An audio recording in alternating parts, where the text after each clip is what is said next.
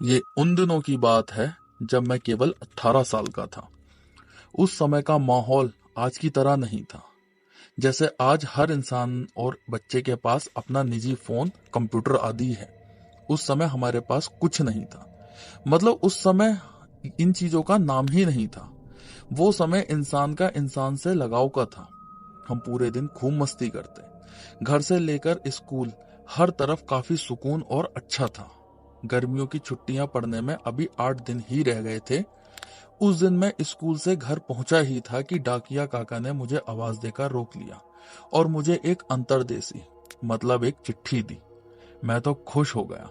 जल्दी से बैग रखा और जब उसको पढ़ा तो मेरी खुशी का ठिकाना ही नहीं रहा, क्योंकि वो मेरी बुआ की चिट्ठी थी। मेरी बुआ, जिनकी शादी राजस्थान में हुई थी। बुआ जी का एक बेटा भी था जिसका नाम नरेश था। वो लगभग मेरी ही उम्र का था, तो हम दोनों की ज्यादा बनती थी। मैं उसके घर कई बार जा चुका था। हर बार हम दोनों मिलकर खूब मजे करते थे। कभी रेत में घूमते तो कभी दूर दराज की बावड़ियों से पानी भर भर कर लाते थे, क्योंकि वहां पानी की बहुत दिक्कत थी। खैर, अंतरदेशी में पढ़ ही रहा था। उसमें बहुत कुछ लिखा था, लेकिन मेरी आंखों में चमक जब आ गई जब पूरी चिट्ठी के अंत में एक कोने में टूटी फूटी हिंदी में मेरे फुफेरे भाई नरेश ने लिखा था कि इस छुट्टी में मुझे जरूर आना है। मैं कई साल से उधर नहीं गया था, इसलिए उसने मुझे जरूर बुलवाया था। मैं तो बहुत ही खुश हो गया। 8 दिन इसी उधेड़बुन में बीते कि वहां जाकर क्या क्या करूंगा। और आखिर वो दिन आ ही गया जिस दिन मैं ट्रेन से राजस्थान में जोधपुर गया और वहां से बस पकड़कर मैं अपनी बुआ के घर निकल गया। मीलों दूर का सफर तय करके मैं और मेरे पिताजी रात 8 बजे बुआ जी के घर पहुंचे। उस गांव में बिजली भी नहीं थी। मुझे उस रात के अंधेरे से कोई परेशानी नहीं थी, बस खुशी थी। काफी आदर सत्कार के बाद हम अपने अपने बिस्तर पर लेटे। मैं और मेरा फुफेरा भाई नरेश की तो बातें ही खत्म नहीं हो रही थी। कुछ देर बाद बुआ जी ने कहा, चलो बच्चों, सो जाओ, और हाँ, आधी रात में उठकर बाहर मत जाना। मैंने पूछा, क्यों बुआ जी? तो उन्होंने मुझे कुछ बताया नहीं, बस कह दिया, जंगली जानवर आते हैं। मैंने उस समय तो कुछ नहीं कहा, लेकिन दिमाग उलझन में आ गया, क्योंकि वहां केवल 2 ही घर बचे थे, एक बुआ जी का और एक उनके देवर का। बाकी सब लोग वहां से पलायन कर चुके थे। नरेश से पूछने पर भी उसने भी बात टाल दी। खैर, सफर की थकान की वजह से मुझे जल्दी नींद आ गई। यहाँ के घर मकान नहीं थे बल्कि झोपड़ियां थी। खैर, आधी रात को अचानक मेरी आंख खुली। हमारी चारपाई के पास एक खिड़की जैसी थी। लगा वहां से कोई अंदर की ओर झांक रहा है। डिबिया की रोशनी में उसका चेहरा नहीं दिखा, बस एक परछाई थी। थोड़ी देर में वो वहां से चला गया और मैं असमंजस में उठा और उस खिड़की के पास गया तो बाहर देखा तेज की रेतीली आंधी चल रही थी।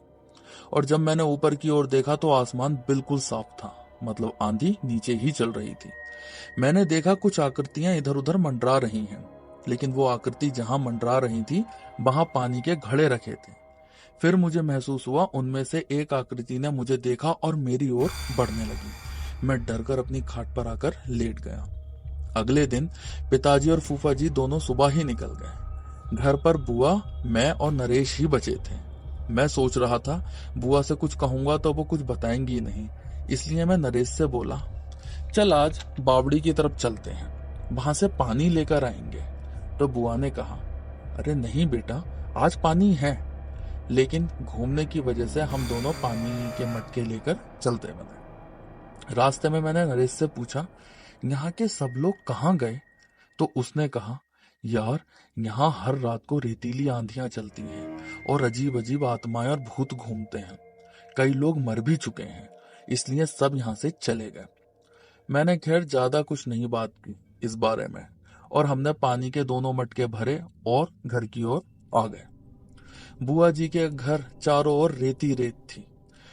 उस रेतीली आंधियों के कारण उन्हें बहुत ही तकलीफों का सामना करना पड़ता था, लेकिन अपने पुरखों की जमीन को फूफा जी छोड़ना नहीं चाहते थे, इसलिए तो वो और उनके छोटे भाई यहीं रह रहे थे। खैर, रात को खाना खाकर हम लेट गए। मुझे नींद नहीं आ रही थी, मैं बस इंतजार कर रहा था रात के गहराने का। कुछ समय बाद मेरी नजर फिर खिड़की पर गई तो देखा वहां एक परछाई झांक रही थी। मैं देखता रहा कि कुछ देर बाद वो वहां से चली गई। मैं एकदम से खिड़की पर गया तो देखा वो परछाइयां फिर उन्हीं घड़ों के आसपास मंडरा रही थीं। मुझे डर तो बहुत लग रहा था, लेकिन मैं थोड़ा कुछ समझ रहा था। मैंने चुपचाप अपनी झोपड़ी का दरवाजा हटाया और एकदम दरवाजा बंद करके मैं बाहर आ गया। आंधी तेज थी, खुद को संभालना मुश्किल हो रहा था। जो हम दोनों भाई पानी लेकर आए थे वो घड़े हमने बाहर ही रख दिए थे। वो आकृतियां जो भयानक थीं, वो मेरी ओर देख रही थी।